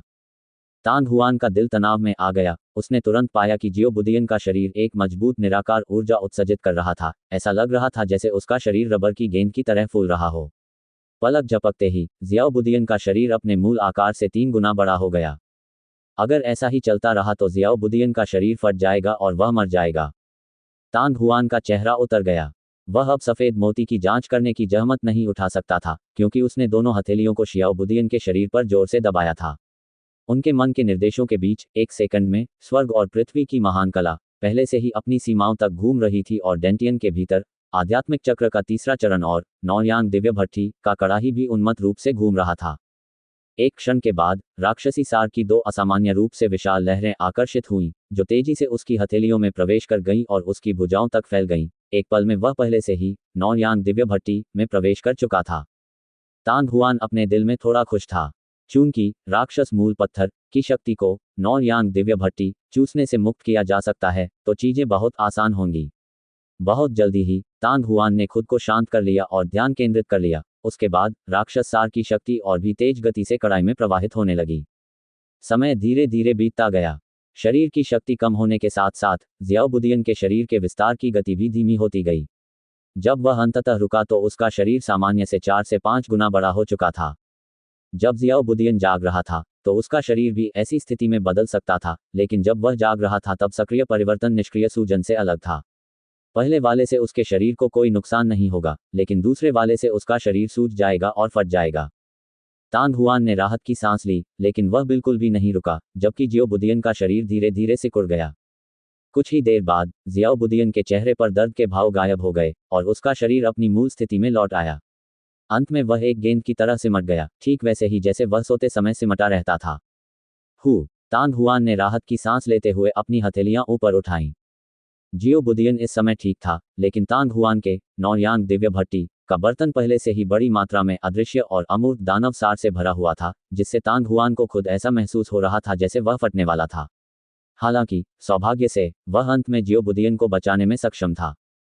ये सौभाग्य की बात थी कि उसके पास यह नौयांग दिव्य भट्टी थी, अन्यथा तांग हुआन वास्तव में नहीं जानता था कि ज़ियाओबुदियन को उसके शरीर से अतिरिक्त ऊर्जा निकालने में कैसे मदद करनी है।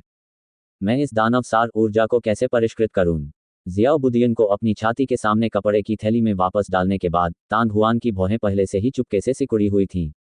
यद्यपि इस प्रकार के दानव सार को नौयांग दिव्य भट्टी में अवशोषित किया जा सकता था, लेकिन इसे उसकी स्वर्ग और पृथ्वी पवित्र कला द्वारा परिष्कृत नहीं किया जा सकता था। तांग हुआन को स्वाभाविक रूप से इसका कारण स्पष्ट था। शैतानी सार की शक्ति जैसे शक्ति के रूपों के लिए शोधन के बाद ये तियान कबीले के लिए अद्वितीय मन की शक्ति बन जाएगी। मन की शक्ति को एक प्रकार की शक्ति कहा जाता था जो आत्मा के भीतर विद्यमान थी। ये डेंटियन और आध्यात्मिक मेरिडियन के भीतर विद्यमान नहीं थी। यह ऊर्जा के अनेक रूपों को वास्तविक क्यूई में परिष्कृत कर सकता था, लेकिन शैतानी सार की शक्ति को मन की शक्ति में परिष्कृत करना कठिन था। आखिरकार वास्तविक क्यूई और वास्तविक क्यूई 2 पूरी तरह से अलग प्रकार की शक्ति थी, इसलिए स्वाभाविक रूप से विभिन्न प्रकार की साधना तकनीकों की आवश्यकता थी।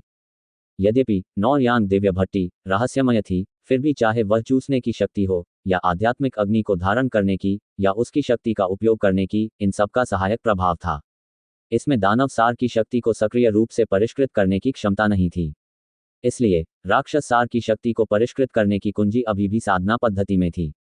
तांग हुआन को सबसे अधिक सिरदर्द इस बात से था कि न केवल राक्षस सार की शक्ति को परिष्कृत करना मुश्किल था, बल्कि इसे निष्कासित करना भी असंभव था। नौयांग दिव्य भट्टी में प्रवेश करने के लिए वास्तविक क्यूई को सक्रिय करने के लिए एक तकनीक पर निर्भर रहना पड़ता था, तथा कड़ाई को सक्रिय करने के लिए वास्तविक क्यूई पर निर्भर रहना पड़ता था। केवल तभी हंडा चूसने की अत्याचारी शक्ति पैदा करने में सक्षम होगा। हालांकि जैसे ही वह कड़ाई में प्रवेश करता, यदि वह बाहर टेलीपोर्ट होना चाहता तो उसे साधना तकनीक पर निर्भर रहना पड़ता। यदि खेती की तकनीक अप्रभावी हो तो यह अंदर ही रहेगा जब तक कि बाहरी सतह में इसे बाहर खींचने की और भी अधिक शक्तिशाली शक्ति न हो। भगवान को दूर भेजना आसान है जब तक कि आप तियान कबीले से कोई साधना तकनीक नहीं ढूंढना चाहते। तांग हुआन के निर्णय से वास्तविक क्यूई और वास्तविक क्यूई को सह अस्तित्व में रहने में सक्षम होना चाहिए, जिसे लेंग यनशून के शरीर से देखा जा सकता है। उस समय फीनिक्स स्पिरिट मार्शल मीटिंग में लेंग यनशून ने अपनी पहचान उजागर होने से पहले शीर्ष 3 में जगह बनाने के लिए संघर्ष किया था। वह तियान कबीले की मानसिक शक्ति पर निर्भर नहीं थी, बल्कि मानव कबीले की वास्तविक क्यूई पर निर्भर थी। हालांकि तियान कबीले की साधना तकनीक आसानी से नहीं मिली। तांग हुआन थोड़ा असहाय था। सौभाग्य से शैतानी ऊर्जा के अस्तित्व ने तांग हुआन को असहज महसूस कराया, लेकिन अभी यह बहुत खतरनाक नहीं था। तियान कबीले की तकनीक खोजने के लिए उसे फ्यूरियस वेव सिटी में वापस जाना पड़ा। पलक झपकते ही तांग हुआन ने सभी शैतान मूल पत्थरों को सुमेरु जादुई अनुभूति में समाहित कर लिया था। हालांकि जब उसकी नज़र सफ़ेद मोती पर पड़ी तो वह थोड़ा हैरान रह गया। पिछला अध्याय विषय सूची। इसके अलावा मेरे ब्यूटी चेयरमैन के परिणाम 29 तारीख को दोपहर 3 बजे के आसपास पुस्तक मंडल में पोस्ट किए जाएंगे। मेरे दोस्त, ये जांचना मत भूलना कि क्या आपने लॉटरी जीती है। पवित्र आत्मा महाद्वीप के असीम जंगल के मध्य में एक अतुलनीय रूप से विशाल वृक्ष जो हजारों मीटर ऊंचा था, जमीन से ऊपर उठा हुआ था। ये एक विशाल छतरी की तरह था जो दसियों किलोमीटर के क्षेत्र को कवर करता था। इस विशालकाय प्राणी के अंदर पीठ पर पंखधारी आकृतियां थीं जो अंदर बाहर उड़ रही थीं। वहां बहुत हलचल भरा दृश्य था। पेड़ के अंदर एक मोटी शाखा पर एक विशाल महल बना हुआ था। महल की पट्टिका पर हेवनली हॉट हॉल शब्द उत्कीर्ण थे। 1 साल हो गया है और मैं अभी तक उस गद्दार को नहीं ढूंढ पाया हूं। जो बोल रही थी वह हरे कपड़े पहने एक लड़की थी। उसका शरीर सुंदर था, चेहरा कोमल और सुंदर था, और वह 20 वर्ष की लग रही थी। उसके बाल उसके सिर के पीछे कमर तक बहते झरने की तरह बह रहे थे। हालांकि सबसे अधिक ध्यान आकर्षित करने वाली बात यह थी कि उसकी आंखें रात के आकाश के तारों की तरह थीं। वे चमकदार और काले थे, मानो प्रकाश की कुछ चमकदार किरणें उन पर फूट पड़ी हों। हालांकि हरे रंग की लड़की की पीठ पर कोई पंख नहीं थे। इस समय वह एक कुर्सी पर बैठी थी जो ऐसी लग रही थी मानो लताओं से बुनी गई हो। ऐसा लग रहा था जैसे वह अभी अभी गहरी नींद से जागी हो, और उसकी भौहों के बीच अभी भी एक अदम्य आलस्य की झलक थी। प्रभु, इस बूढ़े ने पहले ही मूल महाद्वीप के चारों ओर खोज करने के लिए और लोगों को भेज दिया है, लेकिन वह गद्दार हम में से एक है, और वह हमारे तियान कबीले की ट्रैकिंग विधि को अच्छी तरह से जानता है। इसलिए मुझे डर है कि अगर हम उसे ढूंढना चाहते हैं तो हमें कुछ और दिनों की आवश्यकता होगी। एक बहुत बुरी आवाज गूंजी। वह एक छोटा और पतला बूढ़ा आदमी था जिसकी लंबी दाढ़ी हवा में तैर रही थी। उसके चेहरे पर झुर्रियों की परतें जमी हुई थीं और उसकी पीठ पर पंख भी चमकदार नहीं थे। ऐसा लग रहा था जैसे वह पहले ही ताबूत में जा चुका है। वह पहले ही काफी समय से पवित्र आत्मा महाद्वीप से भाग चुका है। हरे कपड़े वाली महिला का स्वर थोड़ा उदास हो गया और उसकी खूबसूरत आंखों की गहराई में गुस्सा उभर आया। एल्डर म्यू, एक बात मुझे आपको बतानी है। जब वह गद्दार पवित्र आत्मा महाद्वीप से भाग गया तो उसने स्वर्गीय कोरपल चुरा लिया। उस गद्दार ने इसे इतनी अच्छी तरह छुपाया था कि 1 साल पहले मुझे इसका आभास ही नहीं हुआ। कोट, क्या? छोटे कद का बुजुर्ग हैरान रह गया और एक पल में ही उसके वृद्ध चेहरे पर गुस्सा साफ झलकने लगा। उस गद्दार में वाकई इतनी हिम्मत है कि वह स्वर्गीय हृदय मन का चुराने की हिम्मत कर सकता है। वह स्वर्गीय हृदय मोती हमारे तियान कबीले की एक पवित्र कलाकृति है और इसे निश्चित रूप से किसी गद्दार के हाथों में नहीं छोड़ा जा सकता। कोट। जैसे ही उसने ये कहा, छोटे बूढ़े के चेहरे पर गुस्सा और भी बढ़ गया। कृपया चिंता न करें भगवान, ये बूढ़ा तुरंत निकल जाएगा और उसे व्यक्तिगत रूप से पकड़ लेगा। मेरा भी यही मतलब था। एल्डर म्यू, आपकी परेशानी के लिए धन्यवाद। छोटे कद का वह बुजुर्ग तुरंत मुड़ा और चला गया तथा पीछे केवल हरे वस्त्र पहने महिला को विशाल स्वर्गीय हृदय महल में छोड़ गया। 1 वर्ष, इस बार मैं अधिक देर तक सोया हूँ। क्या सचमुच मेरा समय समाप्त हो गया है? हरे वस्त्र पहने लड़की ने अपनी नजरें हटा लीं और आराम कुर्सी पर पीछे झुक गई। वह अचानक थोड़ा सा भौचक्की हुई और धीरे से आह भरी। प्रभु बहुत ज्यादा सोच रहे हैं। भगवान की साधना के साथ अगले 500 साल तक जीना कोई समस्या नहीं है। एक क्षण बाद ओरियोल की चहचहाट जैसी मधुर और सुंदर आवाज गूंजी। रतन की कुर्सी से थोड़ी दूर पर छाया में एक सुंदर आकृति बैठी थी। ये काले वस्त्र पहने एक लंबी और उग्र महिला की आकृति थी। हे यान, तुमने चाटुकारिता कब सीखी? मैं लगभग 500 वर्ष जी चुका हूँ। तियान कबीले की पिछली सभी पीढ़ियों में ऐसा कोई व्यक्ति कभी नहीं हुआ जो मुझसे अधिक समय तक जीवित रह सका हो। भले ही कल उनकी जीवन अवधि का अंत हो जाए, फिर भी मुझे संतुष्ट रहना चाहिए। हे यान नाम की लड़की के चेहरे पर गंभीर भाव थे और वह एक शब्द भी नहीं बोली। ये देखकर हरे वस्त्र पहने महिला अपनी हंसी रोक नहीं सकी। चिंता मत करो, मैं, ये बूढ़ी औरत, इतनी जल्दी नहीं मरूंगी। जब वह यहाँ तक बोल रही थी तो हरे कपड़े वाली महिला की आवाज थोड़ी रुकी। हे यान, मैंने आज उस लड़की स्नो सॉन्ग को क्यों नहीं देखा? अतीत में जब भी मैं सुबह उठता था वह सबसे पहले मेरे पास आती थी। स्नो सांग शुआंग मूल महाद्वीप में फिसल गया है। कुछ समय पहले ही मुझे उसके बारे में खबर मिली थी। वह लड़की कुछ समय के लिए ही मूल महाद्वीप में आई थी और वह वेश बदलकर युवा मार्शल योद्धाओं की बैठक में भाग लेने के लिए माउंटेन पर चली गई थी। अंत में वह तांग हुआन नामक एक युवा मानव कबीले से पराजित हो गई और उसका असली रूप सामने आ गया। उस छोटी लड़की की प्रतिस्पर्धी प्रकृति को देखते हुए यदि उसे अपने प्रतिद्वंद्वी को सबक सिखाने का मौका नहीं मिलता है तो वह संभवतः वापस नहीं आएगी। कोट। ओह, हरे कपड़े वाली महिला तुरंत दिलचस्पी लेने लगी। हे यान को पता था कि हरे कपड़े वाली लड़की सबसे ज्यादा क्या सुनना चाहती थी और इसलिए उसने मुस्कुराते हुए कहा, ऐसा कहा जाता है कि ये तांग हुआन केवल 16 या 17 साल की है और मार्शल आर्ट और टूल विधि के मामले में एक प्रतिभाशाली है जिसका नाम हाल ही में पूरे मानव कबीले में फैल गया है। कुछ महीने पहले वह अभी भी एक साधारण व्यक्ति था जिसने वास्तविक क्यूई की खेती नहीं की थी। मूल महाद्वीप, तलवार शिल्प घाटी, फोजिंग भगवान गुफा। यह मन का बहुत अजीब है। तांग हुआन की बाहें और भी तन गईं। यह मोती वास्तव में बहुत सारी नौयांग दिव्य भट्टियों को आकर्षित कर सकता था और निश्चित रूप से ये कोई साधारण वस्तु नहीं थी। इसके अलावा तांग हुआन को जो एहसास हुआ उससे ये बात साबित हो गई। हालांकि अनगिनत बार देखने के बाद भी तांग हुआन को अभी भी कोई सुराग नहीं मिल सका। थोड़ी देर बाद तांग हुआन ने कुछ सोचा और एक असली क्यूई गोल मनके में प्रवेश कर गई। पिछला अध्याय। अगला अध्याय। बूम। अगले ही क्षण तांग हुआन की हथेली में रखा मोती फट गया और एक असाधारण चमकदार सफेद रोशनी निकली जिससे सीधे देखना मुश्किल हो गया। उसने अवचेतन रूप से अपनी आंखें सिकोड़ लीं। लगभग उसी समय डेंटियन के अंदर धीरे धीरे चलती नौयांग दिव्य भट्टी को एक अत्यंत मजबूत उत्तेजना मिली और वह पागलों की तरह घूमने लगी। इस अचानक हलचल से तांग हुआन चौंक गया और वह संदेहास्पद हो गया। कुछ ही देर बाद सफेद रोशनी गायब हो गई। तांग हुआन ने अपनी आंखें खोली और ऊपर देखा तो पाया कि सफेद मोती अब उसके हाथ में नहीं था। यह नहीं हो सकता। अपनी खाली हथेली को देखते हुए तांग हुआन ने भौहें सिकोड़ लीं। एक क्षण में ही उसका ध्यान अपने डेंटियन पर चला गया। तेजी से घूम रही नौयांग दिव्य भट्टी के भीतर वास्तव में एक अतिरिक्त सफेद मनका था जो एक बच्चे की मुट्ठी के आकार का था। वह वास्तव में लगातार आसपास के राक्षसी सार को खा रहा था। यह मनका वास्तव में क्या है? तांग हुआन अपने दिल में काफी हैरान था। वह पहले से ही सफेद मोती से चूसने की अत्यंत अत्याचारी शक्ति को महसूस कर सकता था। कुछ ही देर में नौयांग दिव्य भट्टी को भरने वाले राक्षसी सार की मात्रा लगभग 10% कम हो गई। इस दर पर कड़ाई में मौजूद सभी राक्षसी सार पूरी तरह से गोला द्वारा समाप्त हो जाएगा। ये वास्तव में मामला था। जैसे जैसे राक्षसी सार की शक्ति कम होने लगी सूजन का एहसास भी तेजी से गायब होने लगा।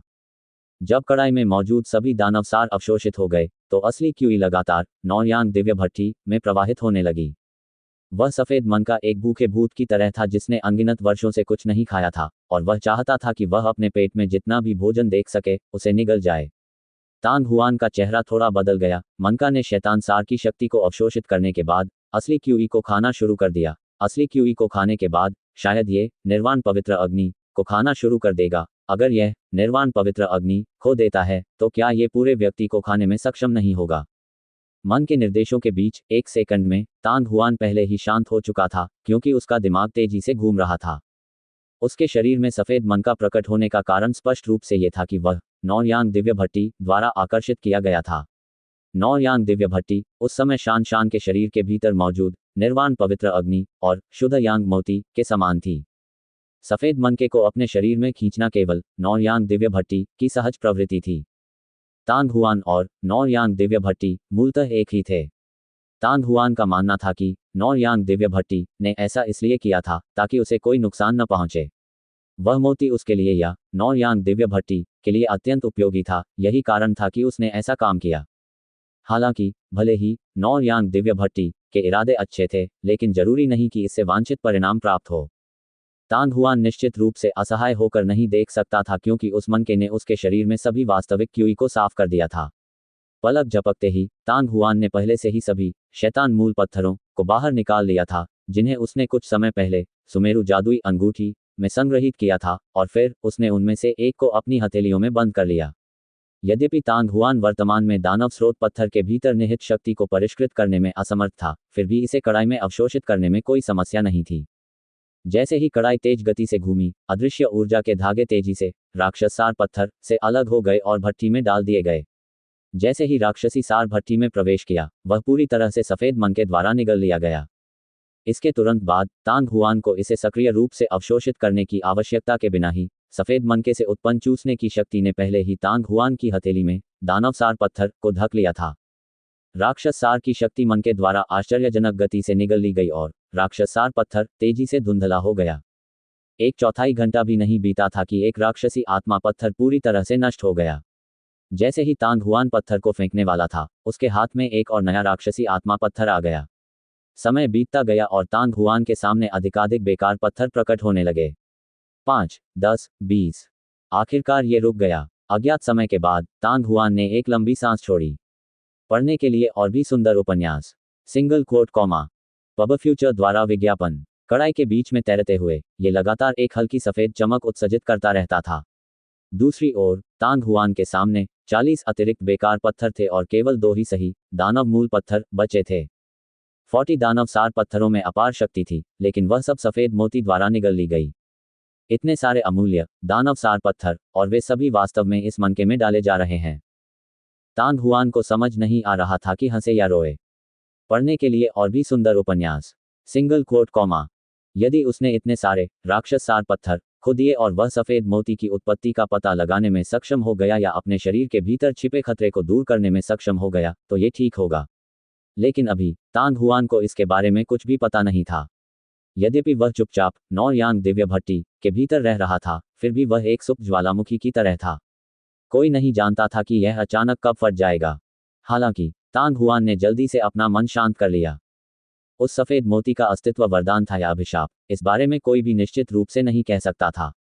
ऐसी स्थिति में उसे अभी इतना संदेह करने की कोई आवश्यकता नहीं थी। यदि भविष्य में कुछ गलत हुआ तो उसे उससे निपटना होगा। थोड़ी देर बाद तांग हुआन ने इस मामले के बारे में सोचना बंद कर दिया। उसके मन के निर्देशानुसार 1 सेकंड में शेष 2 दानव मूल पत्थर और सभी रत्नों से युक्त लकड़ी की पेटी सभी सुमेरु जादुई अंगूठी द्वारा रख ली गई, जबकि उसके गुरु द्वारा छोड़ा गया पत्र और 9 स्वर्ग तलवार तकनीक सभी तांग हुआन द्वारा रख ली गई। उन्होंने इस स्थान का गहनता से अन्वेषण नहीं किया। हालांकि वह महसूस कर सकता था कि फोजिन गॉड गुफा के अंदर रखा गया प्रत्येक उपकरण असाधारण होना चाहिए। आखिरकार ये एक ऐसा स्थान था जहां स्वामी और पर्वत दोनों ही दिव्य शस्त्रों का निर्माण करते थे।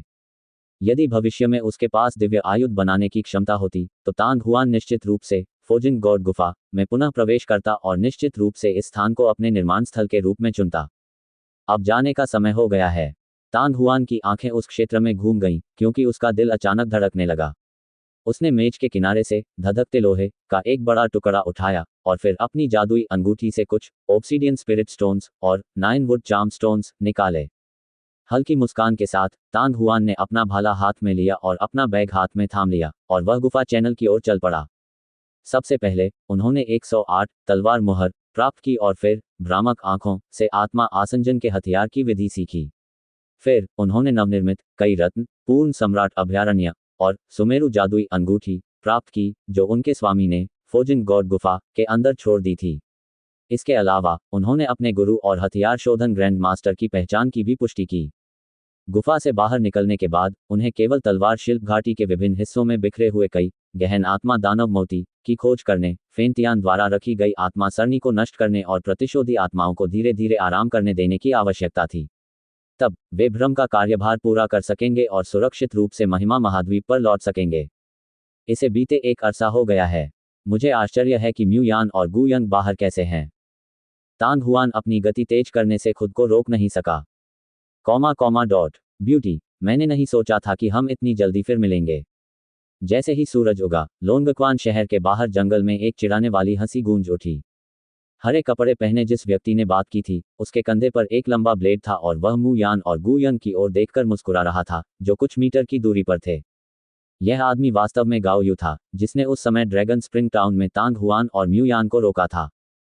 हालांकि इस बार न केवल छठे चरण के शिखर के योद्धा थे, बल्कि 20 से अधिक अन्य मार्शल योद्धा भी थे जो उसके साथ दिखाई दिए। म्यू यान को घेर लिया। सुंदरी, तुम्हारा वह प्रेमी कहाँ है जो पिछली बार आया था? तुमने उसे बाहर क्यों नहीं बुलाया?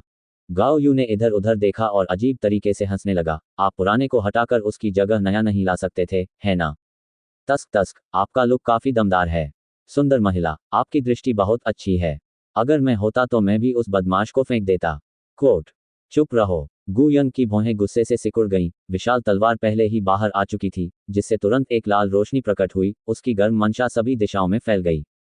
बेशर्म। उसके बाद पा ध्वनि के साथ उसकी कमर के चारों ओर लपेटा हुआ ड्रैगन कोड़ा हवा में ऊपर उठा दिया गया।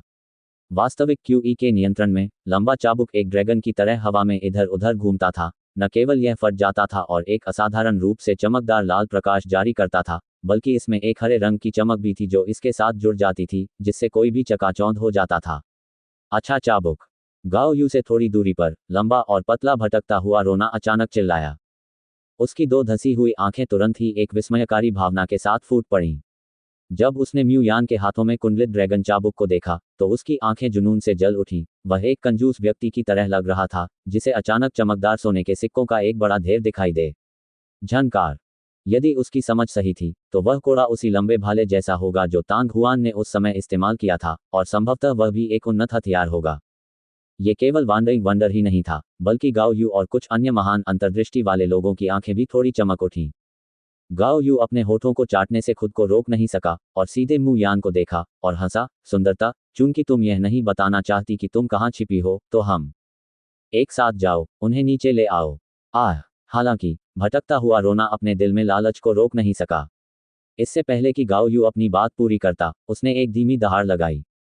ऐसा प्रतीत हुआ कि जिस समय उसने अपना मुंह खोला, उसी समय एक लाल लंबा कोड़ा भी अचानक उसके हाथों में आ गया और हवा में चटकने लगा। यह अत्यंत शक्तिशाली लग रहा था, लेकिन म्यू यान के कॉइलिंग ड्रैगन विप की तुलना में यह पूरी तरह से बौना था। लेकिन जैसे ही उसने बोलना समाप्त किया, उसके गले से चीख निकल गई। उसका पतला चेहरा सदमे से भर गया और बिना किसी हिचकिचाहट के उसका शरीर विस्फोटक ढंग से आगे की ओर उछल गया। उसके हाथ में लाल कोड़ा बिजली की तरह उसके पीछे चमक उठा। पाह। लंबे चाबुक से ध्वनि विस्फोट हुआ और जब सभी ने ध्वनि के स्रोत की ओर देखा तो उन्हें एक शानदार लाल रोशनी दिखाई दी, और तुरंत बाद एक असाधारण शोकपूर्ण चीख सभी के कानों में गूंज उठी, और साथ ही उन्हें एक अतुलनीय रूप से भयानक गर्मी का एहसास हुआ। हालांकि इससे पहले कि वे समझ पाते कि क्या हो रहा है, वांडरिंग क्राई पहले ही एक ज्वलंत व्यक्ति में बदल चुका था। कुछ कदम आगे बढ़ने के बाद वह जमीन पर गिर पड़ा और हिलना बंद कर दिया। पलक झपकते ही आग की लपटें बुझ गईं और भटकती हुई चीख बिना किसी निशान के गायब हो गई। केवल वह लंबा कोड़ा जो धीरे धीरे धीमा पड़ गया था, जमीन पर पड़ा रह गया था। छठे चरण का एक मार्शल मास्टर ऐसे ही जला दिया गया। हर कोई अचंभित था। इस अचानक घटी घटना ने उन्हें बुरी तरह डरा दिया। काफी देर बाद उन्हें एहसास हुआ कि जहां वांडरिंग क्राई पहले खड़ा था, वहां एक लंबा और पतला काला व्यक्ति पहले से ही प्रकट हो चुका था। पढ़ने के लिए और भी सुंदर उपन्यास। Single quote comma. Pub future द्वारा विज्ञापन। वह एक सुंदर चेहरे वाला युवक था, जिसका चेहरा ठंडा और गंभीर था। उसका पूरा शरीर हत्या की मंशा से भरा हुआ था और उसके हाथ में एक लंबा भाला था। तांग हुआन। म्यू यान ने सबसे पहले प्रतिक्रिया व्यक्त की और आश्चर्य से चिल्लाने लगी। उसने अब इसे छिपाने की कोशिश नहीं की। जब वह वांडरिंग क्लाउड और गाओ यू और उसके आदमियों से घिरी हुई थी, तो उसे आसपास के लोगों की कानाफूसी से पता चला कि तांग हुआन की पहचान ड्रैगन स्प्रिंग टाउन में बहुत पहले ही उजागर हो चुकी थी। इस बिंदु पर इतना गोपनीयता बरतना न केवल अनावश्यक था, बल्कि यह एक मजाक था। गु यन को भी होश आ गया और वह जोर से हंसने लगा। वह और म्यू यान यूमिंग, गाओ यू और अन्य लोगों से घिरे हुए थे। इसका कारण अभी भी उन प्रतिशोधी आत्माओं और रक्त आत्माओं के कारण था। उन दोनों को यह उम्मीद नहीं थी कि तलवार शिल्प घाटी में इकट्ठा होने वाली प्रतिशोधी आत्माएं और रक्त आत्माएं बिना किसी चेतावनी के तितर बितर हो जाएंगी, और यहां तक कि लोंगक्वान प्राचीन शहर के आसपास के क्षेत्र को भी छोड़ देंगी। परिणामस्वरूप आज सुबह जब वे ध्यान नहीं दे रहे थे, तो एक रक्त आत्मा और एक दर्जन से अधिक प्रतिशोधी आत्माओं ने उन्हें खोज लिया। आत्मा भक्षण ओप की निवारक शक्ति उधार लेकर उन दोनों ने मिलकर प्रतिशोधी आत्मा और रक्त आत्मा को भगाया ही था कि वांडरिंग मिंग, गाओ यू और 20 से अधिक मार्शल योद्धा प्रकट हुए। उन दोनों के पास चाहकर भी छिपने का समय नहीं था। उसने म्यू यान और गु यन की ओर सिर हिलाया और तांग हुआन की नज़र गाओ यू पर पड़ी जो लगभग 2 मीटर दूर था। उसके होंठ व्यंग्यात्मक भाव से मुड़ गए। गाओ यू, मैं यही हूँ, तुम क्या करने जा रहे हो? मैं ऐसा लग रहा था जैसे गाओ यू किसी सपने से जाग गया हो। उसने अपने चेहरे पर मुस्कुराहट लाने की कोशिश की और हकलाते हुए कहा जैसे वह कुछ कहना चाहता हो, लेकिन इससे पहले कि वह अपनी बात पूरी कर पाता, वह बिना किसी हिचकिचाहट के कई मीटर पीछे हट गया। जैसे कि यह महसूस करते हुए कि दूरी सुरक्षित थी, गाओ यू की अभिव्यक्ति तुरंत बदल गई और वह चिल्लाया, तांग हुआन, आपको लगता है कि एक चुपके हमले के साथ भटकने वाले रोने को मारकर आप सभी को मौत के घाट उतार सकते हैं? चाहे आप कितने भी मजबूत हों, आप केवल एक ही व्यक्ति हैं। उनको मिलाकर यहाँ केवल 3 लोग हैं, लेकिन हमारे यहाँ 20 से अधिक लोग हैं, और वे सभी स्टेज 6 मार्शल मास्टर से हैं। सब लोग डरो मत, आओ हम सब मिलकर उन सबको मार डालें। कोट। उनके शब्द सुनकर आसपास के अनेक योद्धाओं के हृदय में उत्पन्न आघात धीरे धीरे समाप्त हो गया तथा उनके माथे पर उत्साह के भाव उभर आए। वहां 20 से अधिक छठे चरण के मार्शल मास्टर थे, और उनमें से कई गाओ यू की तरह छठे चरण के शिखर पर थे। इतने सारे लोगों के एक साथ काम करने के साथ चुफेंग जैसे चरण 7 मार्शल मास्टर को भी खतरे से बचना होगा। वह तांग हुआन से कैसे डर सकता था, जिसे 20 दिन पहले चरण 5 मार्शल मास्टर कहा गया था। हालांकि इस तरह से सोचने पर अभी का दृश्य बहुत भयावह था। वान मिंग की मौत ने भीड़ में जो भय पैदा कर दिया था, वह ऐसा कुछ नहीं था जिसे गाओ यू एक वाक्य से आसानी से मिटा सकता था। परिणामस्वरूप, यद्यपि सभी ने एक दूसरे को देखा, लेकिन किसी ने भी पहल करने का साहस नहीं किया। पब फ्यूचर द्वारा विज्ञापन। सभी को ये समझ में आ गया कि सबसे पहले जिन छत्तों ने अपना सिर बाहर निकाला था, वे सड़े हुए थे। अच्छी महत्वाकांक्षा। ये सुनकर तांग हुआन ने हल्के से नाक भान सिकोड़ी। उसके हाथ में मौजूद ड्रैगन और फीनिक्स भाला हरे और लाल प्रकाश की एक चमकदार धारा बन गया, जो सीधे शून्य को भेदते हुए गाओ यू की ओर जा रहा था। भाले की नोक से धागे जैसी कान फाड़ देने वाली सीटी जैसी आवाज लगातार गूंज रही थी और भाले की ताकत के साथ साथ एक भयानक गर्मी की लहर भी बह रही थी। कुछ मीटर दूर जाने पर गाओ यू के चेहरे का भाव बदल गया और वह मुड़कर भागने लगा।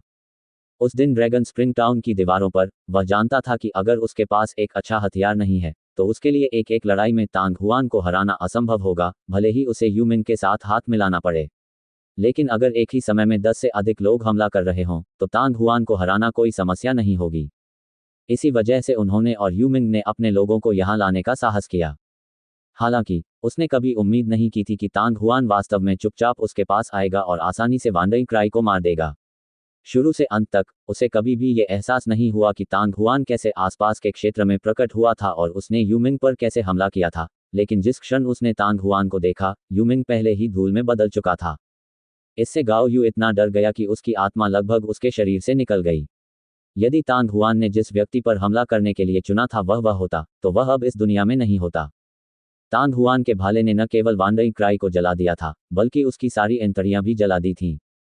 इस समय यदि सभी लोग उसके उकसावे के अनुसार आगे बढ़ते, तो भी वह भीड़ में शामिल होने और तांग हुआन से लड़ने का साहस रखता। लेकिन अब, इससे पहले कि हर कोई अपनी चाल चले, तांग हुआन पहले अपनी चाल चलने वाला था।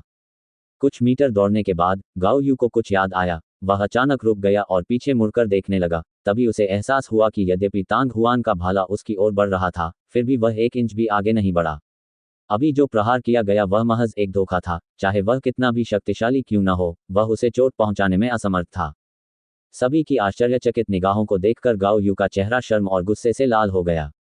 जोकर। तांग हुआन की आंखों में एक ताना मारने वाली मुस्कान तैर गई। उसने अपनी भौहें उठाईं और उपहास किया। उसकी नज़र उन चारों पर घूम गई और वह जोर से चिल्लाया, और कौन कोशिश करना चाहता है?